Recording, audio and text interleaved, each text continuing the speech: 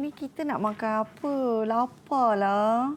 Hari ni ada pisang dengan ubi kayu nanti akak masakkan. Pisang dengan ubi kayu lagi. Tak boleh ke hari ni makan nasi? Kita tak ada nasi. Kalau kita keluar, nanti komunis serang kita.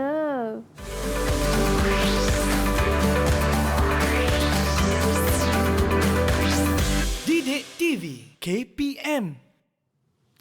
Assalamualaikum dan salam sejahtera. Bertemu kembali dalam Didik TV KPM. Hari ini anda bersama saya Hazrina Kasim. Dan pastinya untuk slot hari ini kita dalam slot menengah atas. Mata pelajarannya adalah sejarah. Jadi untuk mengetahui apakah topik yang akan kita belajar pada hari ini, kita akan bersama dengan guru penyampainya. Tetapi apa kata terlebih dahulu kita saksikan profil guru hari ini. Silakan.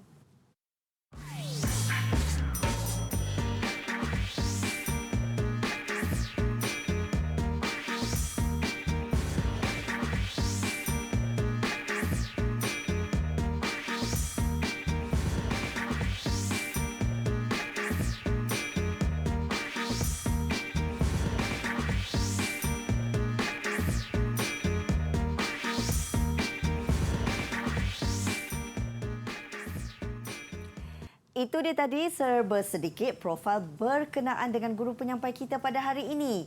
Baiklah, ini dia tak lain tak bukan kita bersama dengan Cikgu Rozana Jas, penolong pengarah Unit Sains Sosial, Sektor Pembelajaran Jabatan Pendidikan Negeri Sembilan. Apa khabar Cikgu? Khabar baik. Terima kasih kerana bersama Didik TV pada hari ini. Baik, sebelum kita nak mengetahui tentang topik kita pada hari ini, Cikgu, rasanya tak seronok pembelajaran hari ini kalau tak disertai dengan murid-murid. Jadi hari ini kita akan bersama dengan sekolah pilihan yang akan bersama dalam slot menengah atas ini, iaitu dari Sekolah Menengah Kebangsaan Seremban Jaya 2. Baiklah, nampaknya murid-murid pun dah bersedia. Kita nak berkenalan dengan mereka. Yang pertama, apa kata kalau kita minta adik Nurlis Kaisara perkenalkan diri anda. Silakan. Hai, Assalamualaikum dan selamat sejahtera. Salam. Nama saya Nurlis Kaisara binti Zamri dari kelas 4 Ibnu Sina, bersekolah di SMK Seremban Jaya 2. Baik, terima kasih.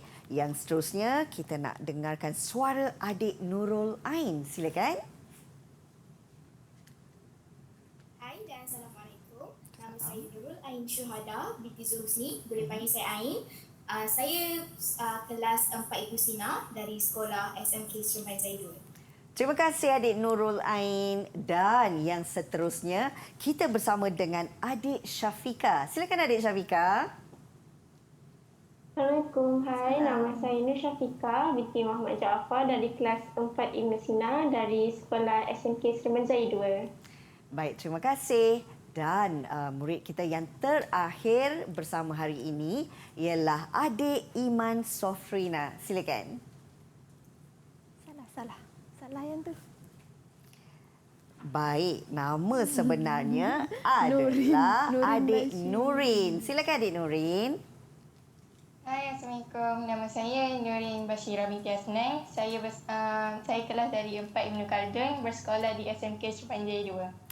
Baik, terima kasih adik Nurin. Nampaknya murid-murid, adik-adik kita pun dah bersedia untuk teruskan pembelajaran. Tapi nak tahu tak apakah topiknya? Kita nak kongsikan bersama dengan Cikgu Rozana. Cikgu, kalau kita lihat gimmick tadi, apa kaitannya dengan topik hari ini? Okey, topik kita hari ini ialah tentang berkaitan dengan kesan zaman darurat terhadap negara kita. Jadi yang kita gimmickkan tadi Rina, itu ialah bentuk-bentuk kesan daripada zaman darurat yang melanda negara kita pada tahun 1948. Baik, Cikgu. Jadi topik hari ini menyentuh tentang kesan zaman darurat terhadap negara kita. Tetapi Cikgu nak tahulah juga apa agaknya standard pembelajaran yang murid-murid akan perolehi di akhir pembelajaran nanti. Okey, pada akhir pembelajaran, murid dapat menganalisis kesan zaman darurat terhadap negara kita. Jadi murid akan tahulah apa kesannya zaman darurat terhadap negara kita dari aspek politik dan sosioekonomi. Baik, dan saya percaya kalau kita lihat ada banyak kesannya kan cikgu Ya, betul. berkenaan dengan zaman darurat ini. Jadi apa kata kalau kita nak mulakan dulu sesi pembelajaran kita? Silakan cikgu. Okey, kita akan bincangkan tentang ancaman komunis di negara kita yang menyebabkan berlakunya kesan darurat terhadap aspek ekonomi dan politik. Mari kita lihat, komunis melumpuhkan ekonomi. Apa yang dikatakan komunis melumpuhkan ekonomi? Komunis telah menjadikan lombong biji timah dan ladang getah sebagai sasarannya. Mereka merosakkan pokok getah, kilang estet, rumah kongsi, kedai, sekolah dan membunuh pekerja. Pekerja juga takut untuk keluar bekerja kerana takut diserang dan dibunuh oleh komunis. Jadi, ekonomi British pada masa itu terjejas kerana komunis telah menjejaskan ekonomi dan menjejaskan perkilangan industri getah pada masa itu. Mari kita lihat, ini ialah contoh gambar bagaimana komunis merosakkan pokok getah dengan pokok getah tu, kalau Rina nak tahu, biasanya susu getah tu akan mengalir satu tempat. Betul, je kan. cikgu. Jadi komunis ini akan dirosakkan dengan dia. Jadi komunis ini akan merosakkan pokok getah menyebabkan susu getah tidak dapat dikeluarkan dengan baiklah oleh pokok. Jadi ekonomi British pada masa itu terjejas teruk. Selain itu, dia juga merosakkan kilang, membakar dan sebagainya. Kita lihat seterusnya ialah komunis merosakkan infrastruktur, iaitu kemudahan yang telah disediakan oleh British. Mereka mengebom, merosakkan dan mengalihkan landasan kereta api. Untuk pengetahuan Rina dan murid-murid di rumah, kereta api merupakan pengangkutan utama pada masa itu untuk mengangkut bahan mentah ke kilang-kilang. Jadi komunis ini merosakkan dengan mengalihkan landasan kereta api supaya berlaku kemalangan dan sebagainya. Okey, selain itu, kenderaan yang melalui jalan raya juga ditembak dan dibakar. Jadi komunis ini bertindak berani dengan menembak kereta Pesuruhjaya Tinggi British pada masa itu, iaitu Sir Henry Gurney, semasa melalui jalan raya menuju ke Bukit Fraser. Itu contohlah bagaimana komunis ini berani merosakkan infrastruktur dan berani bertindak membunuh Pesuruhjaya Tinggi British. Okay, seterusnya ini contoh bagaimana komunis merosakkan laluan landasan kereta api. Okey, seterusnya komunis juga mengancam keselamatan rakyat. Apa yang komunis buat? Komunis mengugut, mensabotaj, menyerang, menculik, merampas, membakar harta benda dan membunuh penduduk yang enggan bekerjasama dengan komunis. Jadi mereka ni perlukan sokongan penduduk. Bila penduduk tak nak ikut apa yang mereka suruh, jadi komunis akan bunuh mereka, akan culik mereka. Mereka juga mengebom dan memusnahkan tempat tinggal yang menyebabkan banyak kematian. Jadi sebab itulah pada masa itu rakyat dalam keadaan ketakutan sebab keselamatan tidak terjamin. Komunis juga berani mengancam pasukan keselamatan dengan menyerang balai polis. Tindakan ini dilakukan untuk mencetuskan keadaan huru-hara dan melemahkan sistem pertahanan negara. Bukti sejarah yang paling kita ingati sampai sekarang ialah peristiwa Bukit Kepong. Komunis menyerang balai polis di Bukit Kepong dan membunuh anggota polis serta ahli keluarganya. Jadi tindakan-tindakan komunis ini menyebabkan negara diancam keselamatan dan pada masa itu kerajaan British terpaksa mengisytiharkan darurat.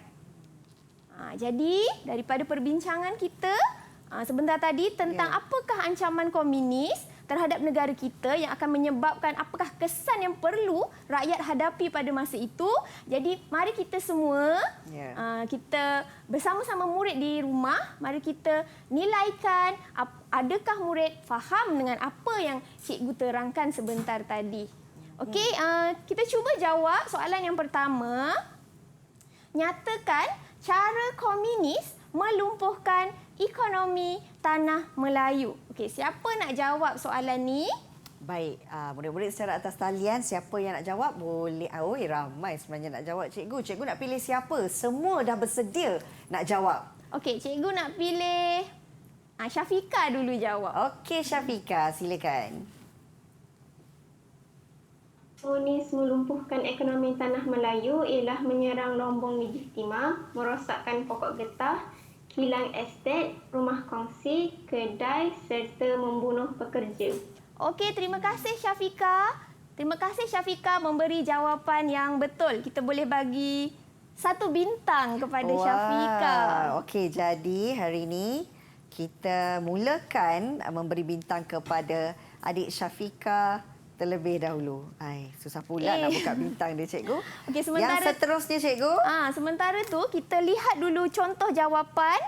Okey, di murid-murid di rumah boleh nilaikan jawapan. Okey, cara komunis melumpuhkan ekonomi tanah Melayu ialah dengan menyerang Lombong Bijih Timah, merosakkan pokok getah, kilang estet, rumah kongsi, kedai serta membunuh pekerja. Okey, terima kasih Syafika. Tahniah, kita beri 1 bintang ganjaran untuk Syafika. Tahniah, Syafika. Okey, seterusnya mari kita lihat contoh soalan yang kita boleh tanya kepada murid, sama ada murid faham ataupun tidak apa yang cikgu terangkan tadi.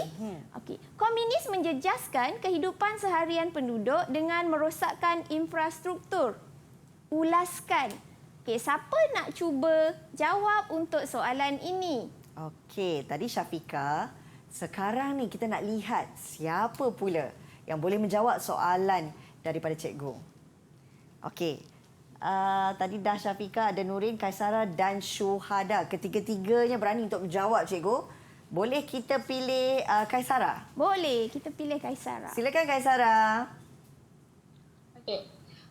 Komunis merosakkan infrastruktur dengan mengebom, merosakkan dan mengalihkan landasan kereta api. Selain itu, merosakkan kemudahan telefon dan telegraf serta merosakkan paip air. Okey, terima kasih Kaisara. Jawapan yang tepat daripada Kaisara. Tapi cikgu nak tengok lagi, ada tak murid lain yang cuba nak jawab untuk soalan ini?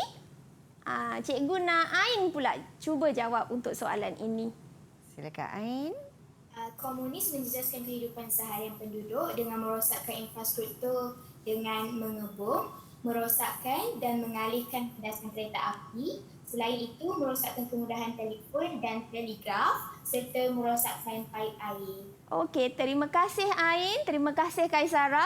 Jadi dua-dua jawapan tepat dan kita beri ganjaran 1 bintang untuk Ain Syuhada dan Kaisara. Terima kasih. Okey, baiklah. Itu tadi kita melihat bagaimana murid-murid memberi pemahaman mereka terhadap pembelajaran hari ini. Semuanya berjaya untuk menjawab, cikgu. Ada banyak lagi sebenarnya pembelajaran yang menyeronokkan kita nak bawakan dalam mata pelajaran sejarah ini. Tetapi kita nak berehat seketika, kembali lagi selepas ini.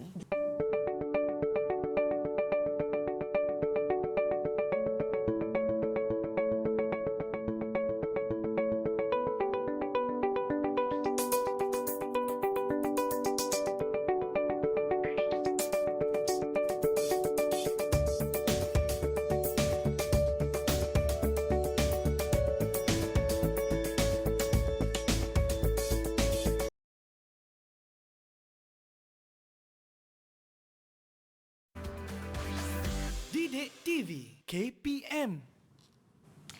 Masih lagi bersama kami dalam Didik TV KPM. Ketika ini adalah slot menengah atas bagi tingkatan 4 mata pelajarannya sejarah. Topik hari ini berkenaan dengan kesan zaman darurat terhadap negara kita. Jadi cikgu, boleh kita teruskan pembelajaran kita hari ini? Okey, boleh Rina, kita teruskan pembelajaran kita pada hari ini dengan membincangkan kesan zaman darurat terhadap negara kita. Baiklah, kita lihat daripada aspek politik. Dari segi aspek politik, zaman darurat telah menyebabkan peningkatan jumlah warga negara. Okay, maksudnya, kerajaan British telah melonggarkan syarat kewarganegaraan pada tahun 1952. dengan menggalakkan orang Cina dan orang India untuk menjadi warga negara Tanah Melayu. Lebih kurang 1.2 juta orang Cina dan 180,000 orang India menjadi warga negara Persekutuan Tanah Melayu. Maka pada masa itu negara telah mempunyai 3 bangsa iaitu Melayu, Cina dan India. Kelonggaran ini menunjukkan pengorbanan orang Melayu terhadap kaum lain bagi mewujudkan perpaduan rakyat. Tapi kita kena lihat mengapa British mengambil langkah melonggarkan syarat kewarganegaraan pada masa itu. Pada masa itu, Sir Gerald Templar, Pesuruhjaya Tinggi, telah menarik kaum bukan Melayu menjadi rakyat Tanah Melayu. Langkah ini penting untuk mewujudkan bangsa yang bersatu. Maknanya, bila orang Cina dan orang India menjadi warga negara, maka lebih ramai penduduk Tanah Melayu pada masa itu dan boleh digemling supaya bersama-sama menentang komunis. Kesannya, pada 14 September 1952, seramai lebih kurang 1.2 juta orang Cina dan 180,000 orang India layak menjadi warga negara. Jadi apakah kesan utamanya? Salah satunya ialah penglibatan orang Cina dalam pasukan keselamatan. Terdapat orang Cina yang menganggotai unit cawangan khas yang ditubuhkan oleh British. British telah menjadikan orang Cina ini sebagai salah satu anggota pasukan keselamatan yang bertanggungjawab menjejak anggota komunis hingga ke kubu persembunyiannya. Okay. Mereka ini, orang-orang Cina ini menjadi perisik dengan membuat penyusupan dalam organisasi PKM ataupun Parti Komunis Malaya untuk memudahkan pasukan keselamatan merancang tindakan. Jadi mereka ini menjadi perisik kepada British supaya British tahu apakah tindakan-tindakan komunis. Itu salah satulah tadi bagaimana kenapa British telah melonggarkan syarat kewarganegaraan. Okey, untuk kita menilai pemahaman murid untuk pembelajaran sebentar tadi, cikgu nak murid-murid di rumah dan di talian cuba jawab untuk soalan ini. Nyatakan tujuan utama British melonggarkan syarat kewarganegaraan. Okey, siapa yang nak cuba jawab untuk soalan ni angkat tangan. Kita nak tengok siapa nak jawab tu. Adik Cepatnya Nurin angkat. Maksudnya Nurin yakin itu untuk jawab soalan ni. Okey, Nurin cuba jawab soalan ni, Nurin. Tujuan British melonggarkan syarat kewarganegaraan ialah menarik minat kaum bukan Melayu menjadi warga negara Tanah Melayu. Okey, terima kasih Nurin. Jawapan yang tepat sekali. Kita beri Nurin 1 bintang ganjaran. Okey, saya tampalkan 1 bintang terima untuk kasih, Nurin. Rina. Sama-sama, cikgu. Okey, baik. Seterusnya, cikgu. Okey, sementara itu kita lihat dulu contoh jawapan yang murid-murid cuba jawab tadi. Mari kita semak. Tujuan British melonggarkan syarat kewarganegaraan ialah menarik minat kaum bukan Melayu menjadi warga negara Tanah Melayu. Okey, terima kasih murid di talian yang cuba menjawab soalan. Okey, seterusnya kita lihat lagi kesan politik zaman darurat iaitu penubuhan Malayan Chinese Association. Okey, Tan Cheng Lock membentuk Malayan Chinese Association ataupun MCA di Kuala Lumpur pada 27 Februari 1949. MCA meyakinkan British bahawa bukan semua orang Cina menyokong komunis. Okey, untuk pengetahuan Rina, PKM ini di majoriti ahlinya ialah orang Cina, namun ada juga orang Melayu yang terlibat dengan komunis. Jadi MCA ditubuhkan untuk memberi keyakinan kepada British bahawa bukan semua orang Cina menyokong komunis. Jadi MCA telah membantu kerajaan dari segi kewangan dan menempatkan 500,000 orang penduduk semula ke kampung baru. Apa itu kampung baru? Okey, kampung baru ialah penduduk setinggan di pinggir hutan, majoritinya kaum Cina, dipaksa berpindah dari kampung halaman ke pertempatan baru yang digelar kampung baru. Okey, kampung baru ini dilengkapi dengan tempat tinggal, bekalan elektrik, air paip, sekolah dan kemudahan kesihatan untuk keselesaan penduduk. Jadi kampung baru ini juga dipagari dengan kawat berduri dan dikawal oleh Special Constable untuk mengelakkan hubungan dengan PKM. Itu tadi ialah tujuan MCA ditubuhkan. Dan parti MCA ini masih kekal sehingga hari ini, yang menjadi tonggak politik masyarakat Cina. Okey, seterusnya ialah mempercepat kemerdekaan. Penubuhan jawatan kuasa antara kaum CLC meningkatkan kesedaran politik dalam kalangan pemimpin kaum. Mereka boleh berkongsi kepentingan dan hala tuju yang sama melalui penubuhan parti perikatan, iaitu UMNO untuk orang Melayu, MCA untuk orang Cina dan MIC untuk orang India. Kemenangan Parti Perikatan dalam pilihan raya umum 1955 memberi keyakinan kepada British bahawa Persekutuan Tanah Melayu dapat menewaskan komunis, sekaligus dapat menghentikan hasrat komunis untuk menjadikan Tanah Melayu ini sebagai sebuah negara komunis. Jadi apakah objektif penubuhan jawatan kuasa hubungan antara kaum ini? Iaitu mengkaji hubungan kaum secara mendalam, membetulkan keadaan politik, ekonomi, sosial supaya wujud pembahagian yang adil untuk semua komuniti, mewujudkan keadaan harmoni dan muhibah dalam kalangan penduduk negara ini. Jadi jawatan kuasa hubungan antara kaum ini bertindak untuk menyatu padukan kaum supaya bersama-sama menentang komunis. Okey, jadi apakah peranan dia?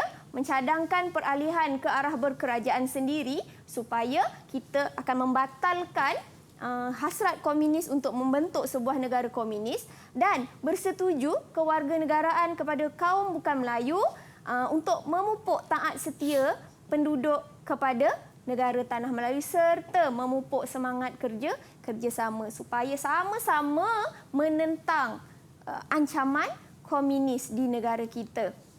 Jadi saya telah menerangkan sedikit tentang bagaimana aspek-aspek politik mempercepatkan kemerdekaan dan penubuhan MCA tadi. Mari kita lihat pemahaman murid-murid di talian dan pemahaman murid di rumah. Jadi murid di talian cuba jawab soalan, apakah objektif penubuhan CLC? Cuba murid angkat tangan, siapa nak cuba menjawab untuk soalan ini? Siapa nak jawab? Okey, Syafiqah angkat tangan dulu. Kita minta Syafiqah berikan jawapan untuk soalan ini. Silakan Syafiqah. Objektif penubuhan CLC ialah mengkaji hubungan kaum secara mendalam, membetulkan keadaan politik, ekonomi dan sosial supaya wujud pembahagian yang adil untuk semua komuniti dan mewujudkan keadaan harmoni dan muhibah dalam kalangan penduduk di negara. Okey, itu saja Syafiqah? Okey, terima kasih Syafiqah atas jawapan yang baik. Okey Rina, kita boleh beri 1 bintang ganjaran untuk Syafiqah. Okey, Syafiqah, kita dah hadiahkan dia 2 bintang cikgu setakat ni. Okey, terima kasih Syafiqah kerana cuba menjawab. Okey, seterusnya, ini contoh jawapan murid-murid di talian dan di rumah. Ini untuk jawapan yang Syafiqah berikan tadi. Okey, murid-murid dan boleh lihat di monitor ini. Okey, seterusnya kita lihat bagaimana perkembangan pilihan raya di Persekutuan Tanah Melayu yang membolehkan kemerdekaan dipercepatkan. Okey, pilihan raya di Persekutuan Tanah Melayu diadakan selaras dengan peruntukan dalam Perjanjian Persekutuan Tanah Melayu 1948. Pada tahun 1954, pilihan raya peringkat negeri diadakan. Perikatan UMNO MCA telah memenangi 226 kerusi daripada 268 kerusi negeri yang dipertandingkan. Maksudnya rakyat bersama-sama memilih pemimpin supaya dapat membentuk sebuah negara yang merdeka, supaya dapat menghalang daripada komunis membentuk sebuah negara komunis. Okey. Kesan penubuhan Majlis Perundangan Persekutuan telah menjadikan kerajaan diketuai oleh Tunku Abdul Rahman sebagai Ketua Menteri dan mengambil alih tugas pentadbiran Tanah Melayu daripada Pesuruhjaya Tinggi British. Pesuruhjaya Tinggi British masih memegang tampuk kepimpinan peringkat atasan yang menentukan hala tuju negara. Jadi dari segi aspek politik dia dapat mengekang daripada komunis untuk terus berkuasa. Okey, saya rasa itu untuk topik perbincangan kita untuk aspek politik kesan zaman darurat. Baik, jelas murid-murid semuanya berkenaan dengan aspek politik ni kan. Jadi kita nak berehat sekejap, kembali selepas ini untuk lebih banyak lagi pembelajaran kita dalam topik sejarah ini. Semuanya di Didik TV KPM.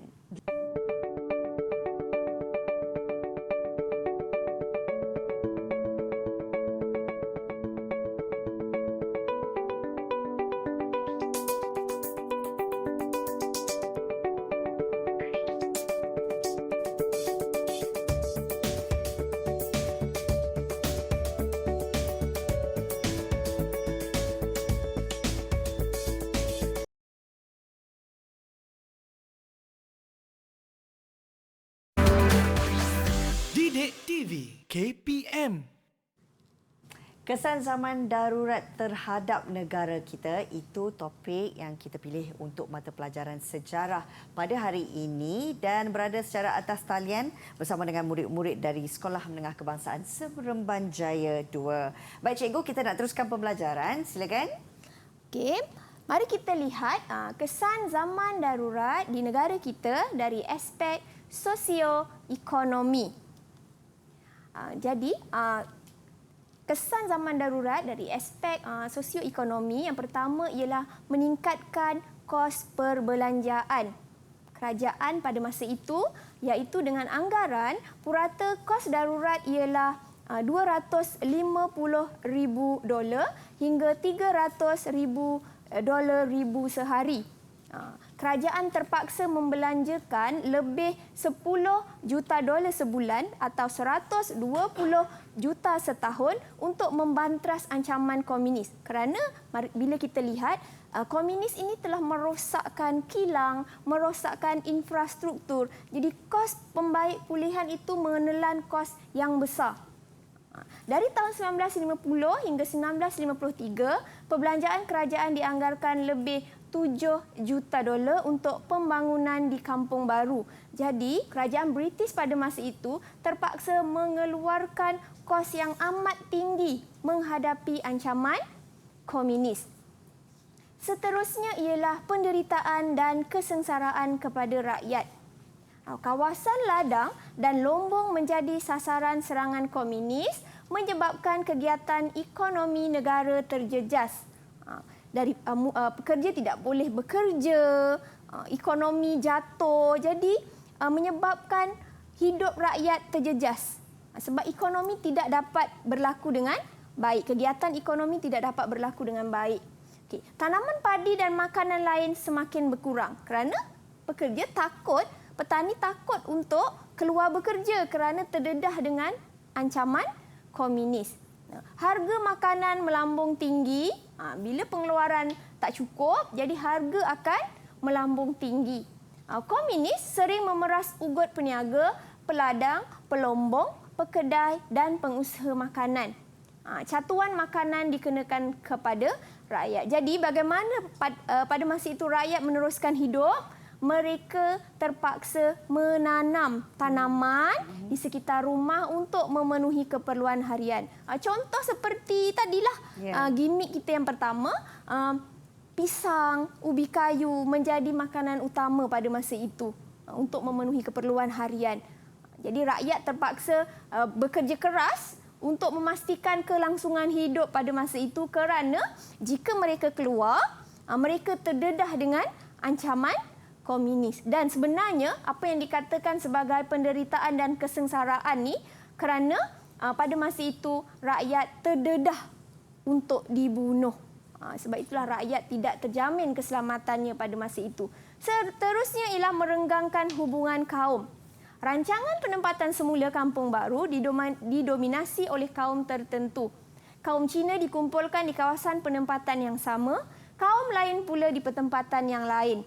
Jadi sukar untuk menyatu padukan rakyat kerana berbeza kawasan tempat tinggal. Kawalan pasukan keselamatan yang ketat juga menyebabkan hubungan dengan kaum lain terbatas.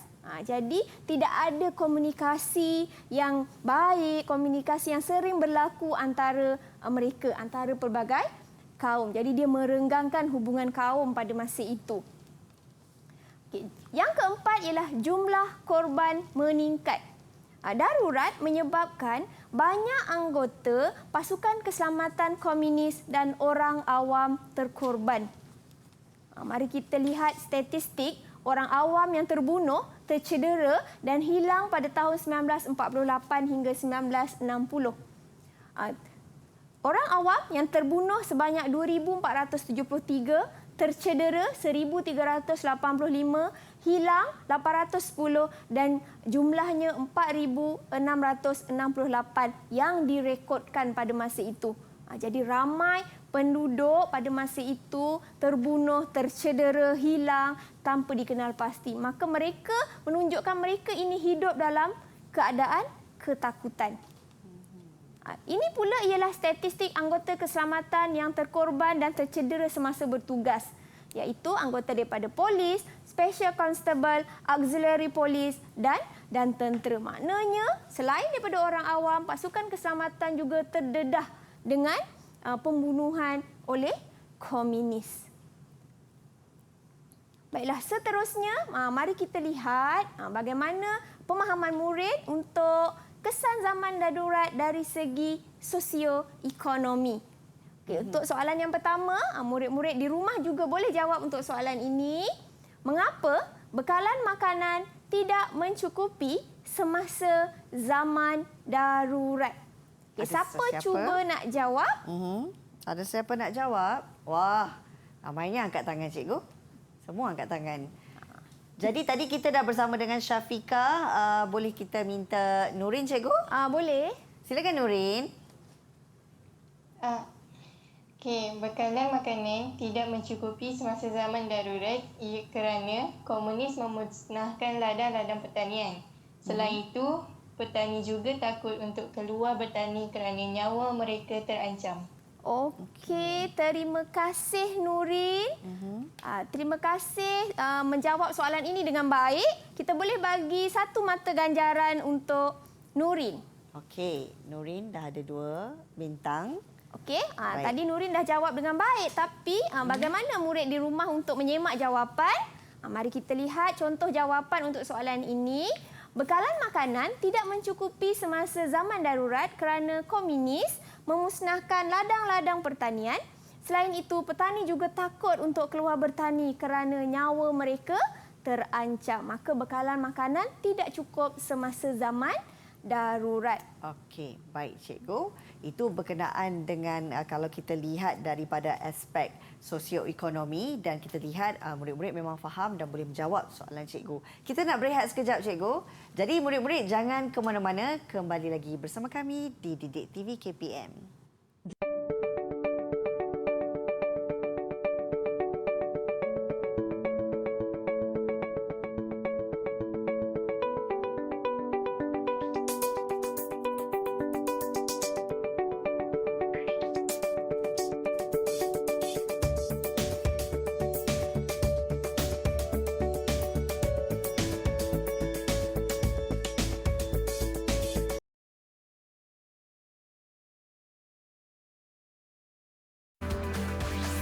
Didik TV KPM. Terima kasih kerana bersama kami di Didik TV KPM. Pastinya ketika ini kita bersama dengan Cikgu Rozana Jas dalam mata pelajaran sejarah. Fokus topik kita pada hari ini adalah berkenaan dengan kesan zaman darurat terhadap negara kita. Baik Cikgu, boleh kita teruskan? Okey, terima kasih Rina. Mari kita lihat pemahaman murid untuk tajuk kesan zaman darurat di negara kita. Murid-murid di rumah pun boleh cuba menjawab dengan merujuk buku teks untuk tajuk kesan zaman darurat terhadap negara kita. Murid di talian juga bersedia untuk menjawab soalan. Untuk soalan yang pertama, zaman darurat menyebabkan kerenggangan kaum. Jelaskan penyataan tersebut. Okey, murid cuba jawab soalan ini. Siapa nak cuba jawab soalan? Siapa? Okey, boleh kita cuba dengan Kaisara, Cikgu? Boleh? Silakan Kaisara. Zaman darurat menyebabkan kerenggangan kaum kerana pemisahan kaum berdasarkan pertempatan.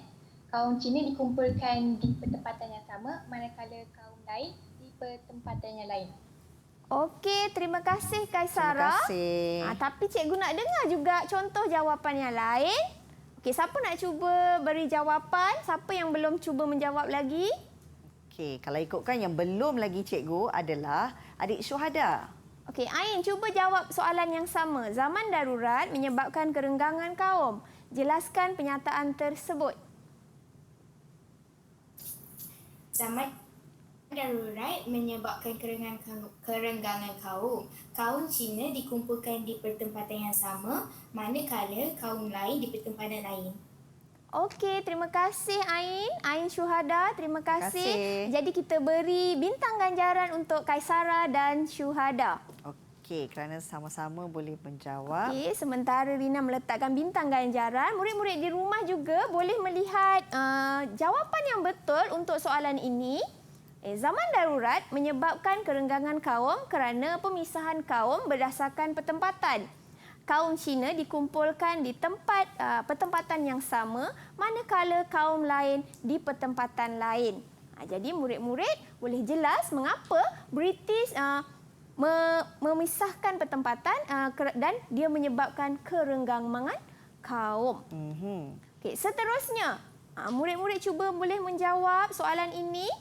Mengapakah komunis berusaha mensabotaj kemudahan awam yang telah disediakan oleh British? Okey, murid-murid di talian boleh cuba jawab soalan ini. Okey, baik. Kita nak tengok siapa yang menjawab. Semuanya boleh angkat tangan. Kalau Syafika. Teruskan Syafika. Komunis berusaha mensabotaj kemudahan awam yang telah disediakan oleh British kerana ingin melemahkan pentadbiran British. Okey, terima kasih Syafika. Terima kasih. Mari kita lihat jawapan. Terima kasih Syafika. Mari kita lihat jawapan Syafika tadi. Adakah betul?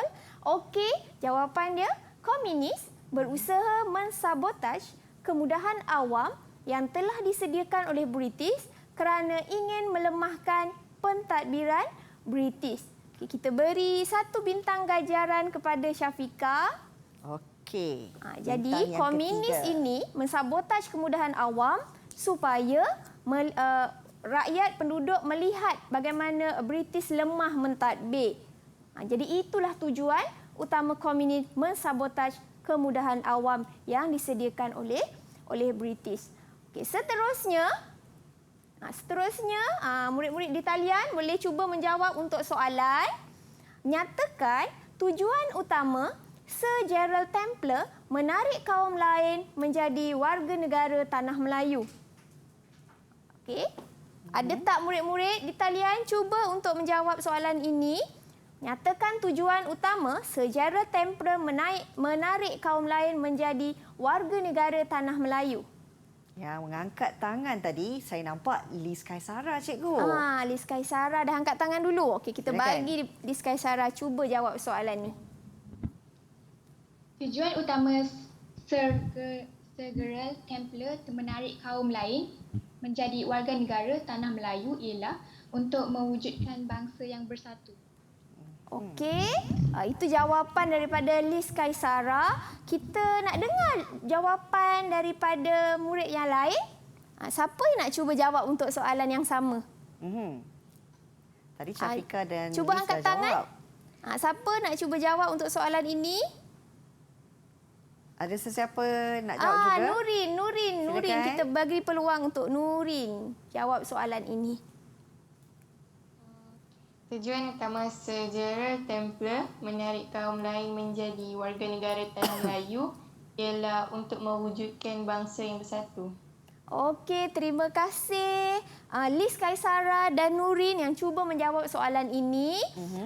Cikgu nak bagi 1 bintang ganjaran kepada Liz Kaisara dan Nurin untuk soalan ini. Murid-murid di rumah juga boleh lihat contoh jawapan daripada soalan ini.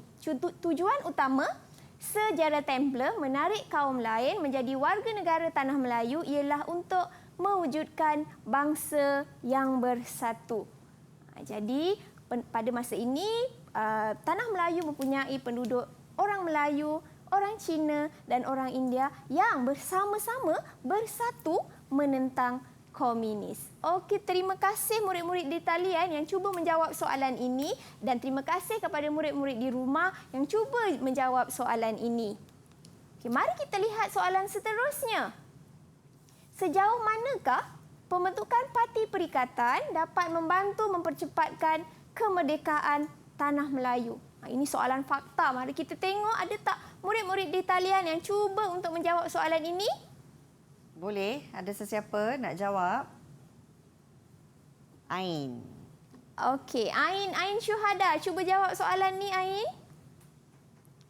Pembentukan Parti Perikatan dapat membantu mempercepatkan kemerdekaan tanah Melayu kerana gabungan tiga kaum utama iaitu Melayu, Cina dan India berjaya memenangi hati rakyat dalam pilihan raya umum 1955. Okey, terima kasih Ain cuba memberi penjelasan untuk jawapan ini. Ada tak murid-murid lain yang cuba nak jawab juga soalan ni? Ada tak murid-murid yang lain? Ada sesiapa nak cuba juga? Nak cuba juga? Ada? Atau cikgu terus bagi jawapan? Silakan cikgu. Yang murid-murid di talian boleh semak dan murid-murid di rumah boleh semak. Untuk soalan ini, sejauh manakah pembentukan Parti Perikatan dapat membantu mempercepatkan kemerdekaan tanah Melayu?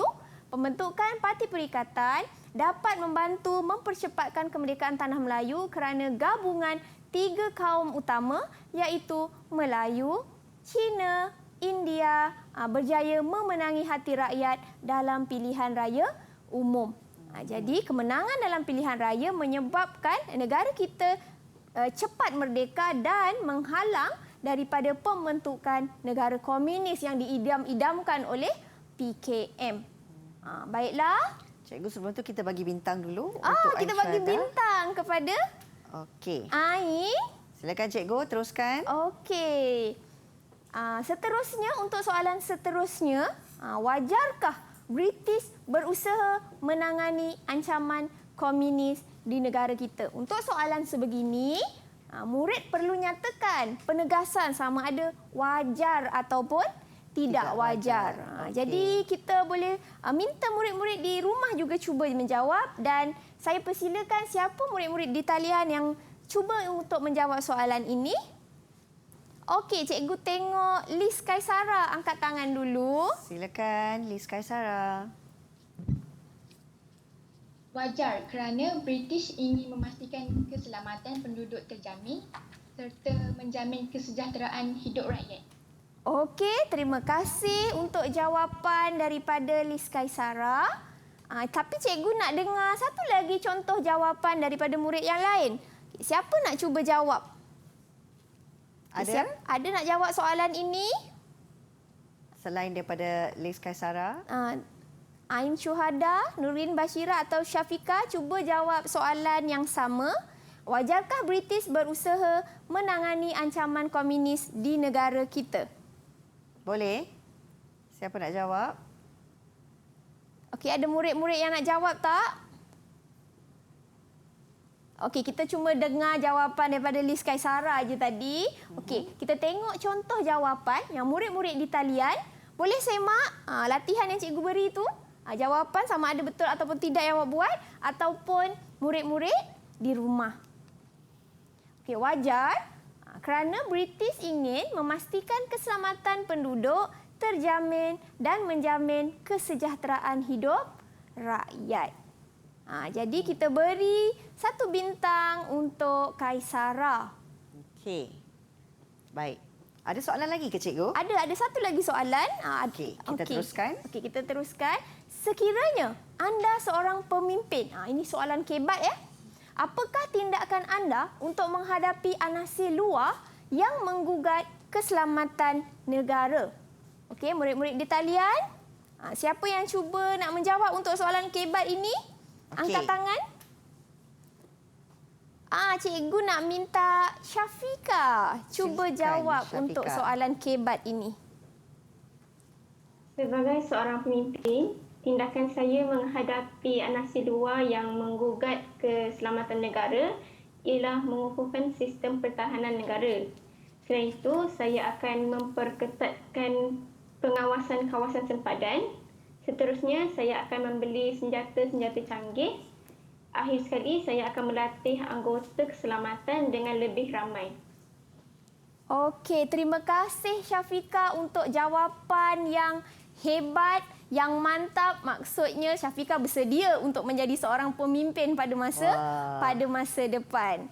Okey, terima kasih murid-murid di talian. Jadi saya dapat merumuskan ya bahawa untuk tajuk kesan zaman darurat terhadap negara kita ialah menyebabkan kesengsaraan dan kesulitan kepada penduduk tempatan.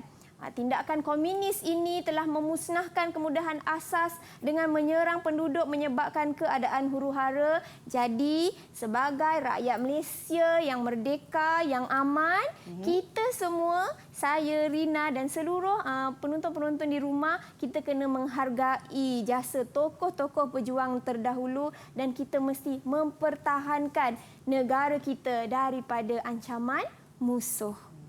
Dan pastinya cikgu, untuk pembelajaran hari ini, bagaimana cikgu melihat pentaksiran murid-murid kita pada topik ini? Untuk pentaksiran murid-murid di talian pada hari ini, saya memberi markah yang sangat bagus, sangat baik kerana murid boleh menjawab semua soalan dengan tepat. Wah, tahniah. Terima kasih. Baiklah, bagi murid-murid yang mungkin nak melakukan ulang kaji berkenaan dengan topik ini, ada caranya ke cikgu? Okey, murid-murid di talian dan murid-murid di rumah boleh mengulang kaji untuk topik ini di Sumberku.